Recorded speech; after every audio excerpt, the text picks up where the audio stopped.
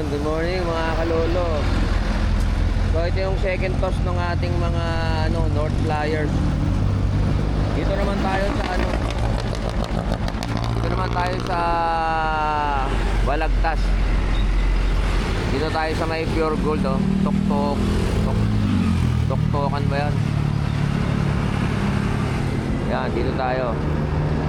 So magre-release na tayo. Ano to, bali ano sila, 8 kilometers lang. 8 kilometers. Kahapon naka 4 kilometers tayo. Kahapon kasi nung isang araw tayo doon sa Santa Maria. So ano naman to, sa kabilang side naman nito. Dito tayo sa Balagtas. Mga 8 kilometers to. So magre-release na tayo. Tayo na konti.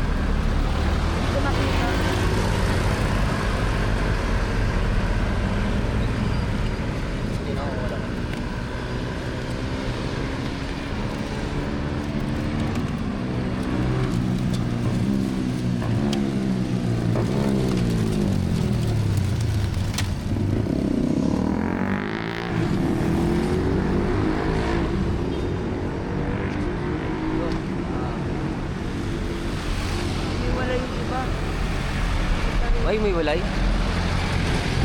So, hindi lahat nagsama-sama. Nahilo yata yung ating kalapate. Na-release agad natin.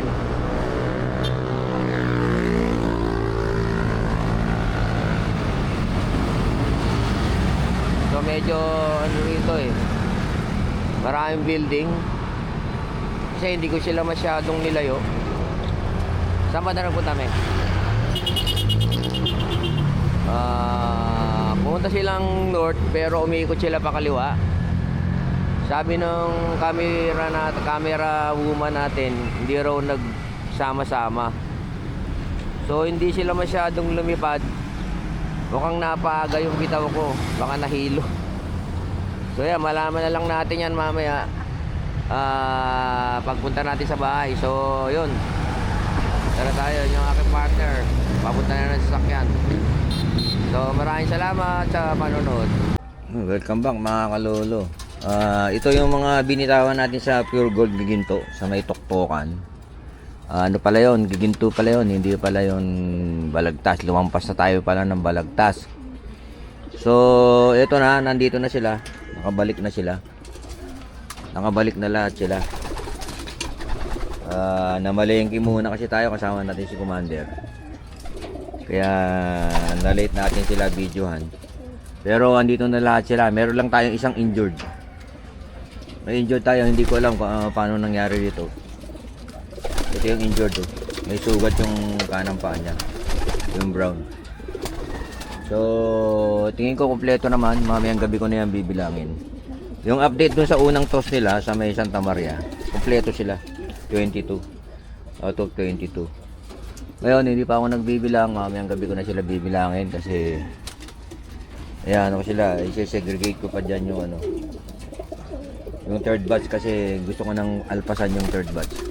Yung third batch dyan, yung may mga pink na mga sing-sing na clip ring, yan yung mga third batch. Yan third batch yan. Tsaka may meron tayong ibababang mga meron pa silang kulang pala yung north, nandun pa, may dalawa pa ron o tatlo. Ihalo na natin dito pero i-viewing natin dito. So yun ang update. Ito yung binitawan natin sa Giginto, Pure Gold Giginto sa may Tuktokan. So tingin ko kompleto naman sila, diba? Ayan. Tingin ko kompleto naman kasi malapit lang yon sa GPS ko is 8 kilometers magmula rito sa amin.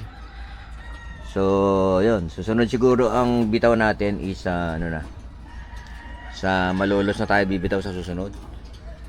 Siguro more than 10 kilometers na. So yun mga kalolo, maraming salamat sa panonood.